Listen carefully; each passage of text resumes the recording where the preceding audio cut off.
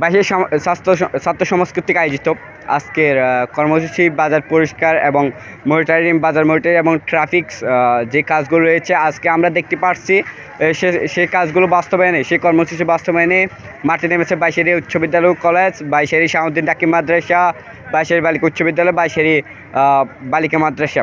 আমরা দেখতে পাচ্ছি সকল ছাত্রদের উপস্থিতিতে আজকের এই কাজকর্ম চালিয়ে যাচ্ছে এবং আমাদের ফুটবল কর্মসূচিতে যেগুলো রয়েছে আজ 10টায় বাইশেরী উচ্চ বিদ্যালয় কলেজ সামনে থেকে এই কাজগুলো পরিচালনা করছেন 4 শিক্ষা প্রতিষ্ঠান।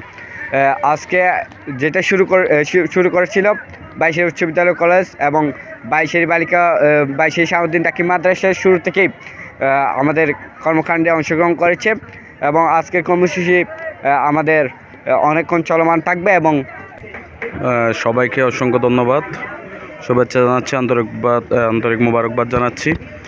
আসলে আজকে বাইশেরী উচ্চ বিদ্যালয় কলেজ, বাইশেরী শাহানুরুদ্দিন দাখিল মাদ্রাসা, বাইশেরী বালিকা মাদ্রাসা এবং বাইশেরী বাজার প্রাণকেন্দ্রিক যে সকল শিক্ষা প্রতিষ্ঠান রয়েছে সেই সকল শিক্ষা প্রতিষ্ঠানের উদ্যোগে যারা শিক্ষার্থী রয়েছে, শিক্ষার্থীদের আজকের যেই বাজার পরিষ্কার কর্মসূচি এবং সেই কর্মসূচি চলমান রয়েছে এবং সাধারণ শিক্ষার্থী হিসাবে শিক্ষার্থীদের একজন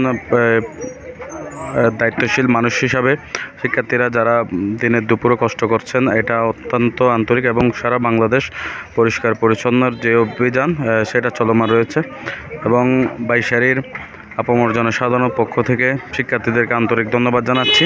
ওরাই আগামীর ভবিষ্যৎ, ওরাই আগামীতে নেতৃত্ব দিবে এবং দেশ গড়ার কারিগর ওরাই।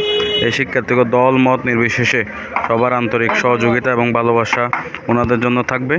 সবার ঊর্ধ্বে দেশ এবং দেশের স্বার্থ। সেই শিক্ষার্থীরা আগামীতে মানুষের মতো মানুষে দেশের নেতৃত্ব দেবে সেই আশাটুকু ব্যক্ত করি এবং আমি অতীতেও বলেছি, আজকেও আবার বলতেছি, বাইশেরী নিউজ টিভিকে মাধ্যমে সবাইকে জানিয়ে দিতে চাচ্ছি যে শিক্ষার্থীদের যে চলমান দাবি আদায়ের যে আন্দোলন, যে সমস্ত যৌক্তিক আন্দোলন থাকবে, আমরা সব সময় শিক্ষার্থীদের পাশে থাকব এবং সবার উদ্দেশ্যে শিক্ষার্থীদের অধিকার আদায়ের জন্য যা যা করা দরকার আমরা করবো ইনশাল্লাহ। এবং সকল শিক্ষার্থীদের যারা আন্দোলনে নিহত হয়েছে তাদের আত্মার মাগফিরাত কামনা করি এবং শোক সন্তপ্ত পরিবারের প্রতি গভীর সমবেদনা জানাচ্ছি এবং যারা আন্দোলন করেছে তারা সফল হয়েছে এবং এই দেশ নতুনভাবে এগিয়ে যাবে এই আশাটুকু ব্যক্ত করছি। সবাইকে ধন্যবাদ ও কৃতজ্ঞতা প্রকাশ করে আজকের মতো এখানে বিদায় নিচ্ছি। আসসালামু আলাইকুম।